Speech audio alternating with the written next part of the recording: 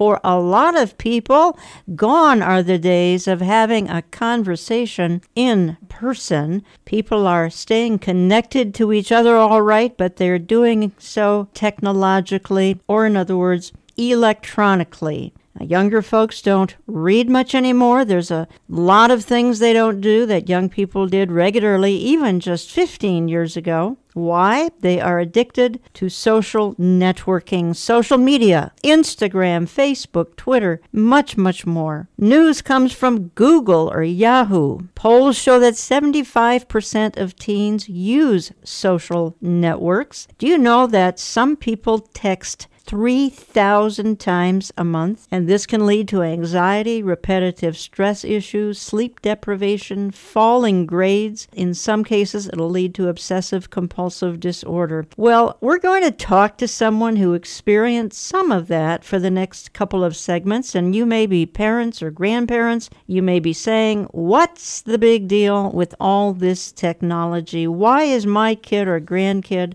always looking at some electronic device? We'll try to explain some of that here in the next couple of segments. How many parents and grandparents even understand all this social media? Twitter, Instagram, Facebook, Snapchat, Vine, much, much more. I'm sure most of you don't understand the addiction. We'll talk a little bit about that. I want to welcome a couple of people into the studio. First, we're going to talk to Mariah. We're going to get Mariah's story. Time permits, and I know it will. We're going to talk to Mariah's mom as well, because Mariah, you have an incredible story. Oh, thank you. And it started really back when you were a sophomore in high school. And I'm going to read some of the words that you wrote. As a sophomore in high school, and I just read the Twitter, Instagram, Facebook, Snapchat, Vine. These were my obsessions that almost destroyed who I am. And then you go on to say, I allowed all of these to take up every minute of every day from the time I would wake up to the time I would go to bed. My face was constantly buried in my phone, gazing into the, and you call it, sinful media. I had no relationship with my parents, you say. My mother, of course, we had a relationship, but we were not very close. I had absolutely no relationship with my stepdad. I wanted nothing to do with him. Did this happen over a long period of time, or was this just a matter of months, that this obsession? How long did it take for this to become an obsession? Mostly within a matter of months, just because social media was really popular and it started to kick up during that time. So Facebook was pretty much more popular in middle school, and then the Twitter, the Instagram, all that started to come in my freshman and sophomore year, and I started to get hooked onto all of it. You said that you felt you would no longer be accepted by your peers if you weren't steeped in this. So obviously peer pressure drives this, correct? Yes. So am I correct in saying then that all of your friends, or at least most of your friends, were equally, and I'm going to use the word hooked? Yes, they were. Everybody was. Really? Yeah, that was your clique. That was your way into everything, knowing everything, being a part of all the groups. That's how you had your in. If you didn't do this, what would your life be like? I mean, with your friends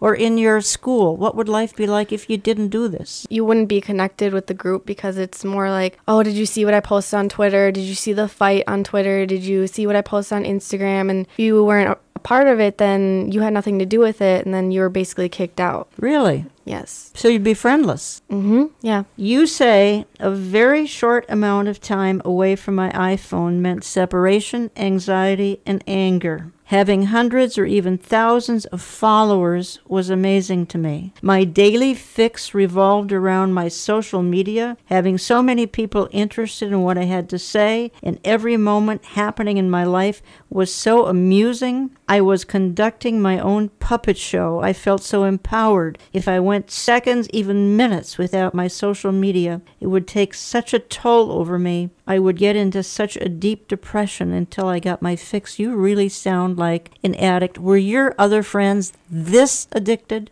Yeah, they were, but in my generation, that's not looked at as an addiction. It's looked at as everyday life. So to them, it seemed like this is a daily life thing to do. And to me and my family, it was more of like empowering and taking over my life and destroying who I was.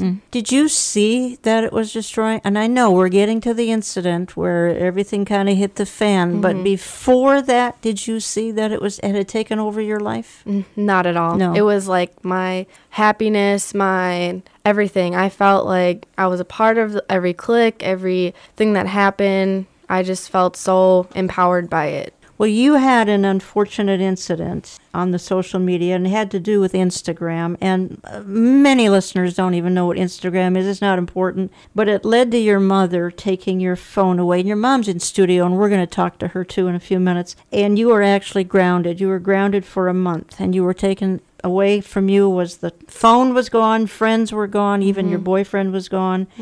And you wrote this when I asked you to summarize your story. You said, my parents became my enemy. My life became a big, dark hole of emptiness and loss. Now, this is when the phone's gone. A big, dark hole of emptiness and loss, also filled with hatred and anger. I fought off my mother, and my stepdad held me down and physically had to take it from me. This is your phone. This is when, talk about separation anxiety. The phone's going now. All right, I felt like he was taking my life away. This is your stepdad that you're talking about. Yeah. I started to scream at this point. I was in a state of blackout. Something evil had taken over my body that caused me not to remember, but the rest of the events were told to me later about my other horrific behavior. And then you say, my mother had to grab me and force me into the car. She had to put the child's safety on because I was trying to get out while she was driving. I was screaming and crying the whole way home. I threatened to kill myself and run away. All because she'd taken the phone, the iPhone, the Instagram, the Facebook, the Twitter. All because social media was gone. You wanted to run away. You wanted to kill yourself. I don't think listeners can identify with that. No, it was probably the worst moment in my life at that time. I didn't see what they were doing. I didn't see what they were trying to do, which was help me. I only saw that they were my enemies at this point, and they were taking my whole life away, and I literally thought my life was ruined at that point.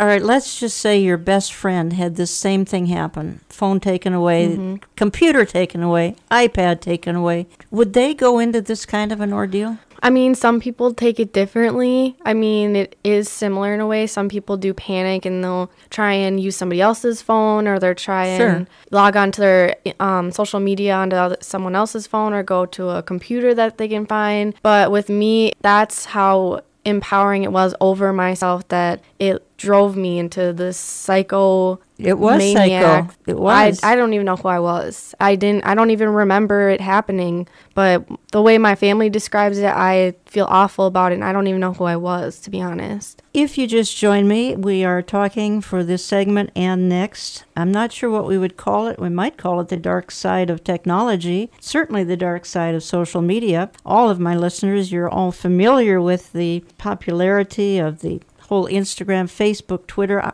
Olive Tree Ministry is very involved in Facebook and Twitter. Find it, Olive Tree Ministries, Jan Markell's Olive Tree Ministries on Facebook, Olive Tree Men on Twitter. And it's a way of getting a message out to a lot of people in a very short time. Some people handle it just fine. I've got someone in studio. Her name is Mariah. She didn't handle it so fine. She was obsessed with it. And that was how I introduced this segment, that some people literally do get obsessed because, well, there's an addiction of some kind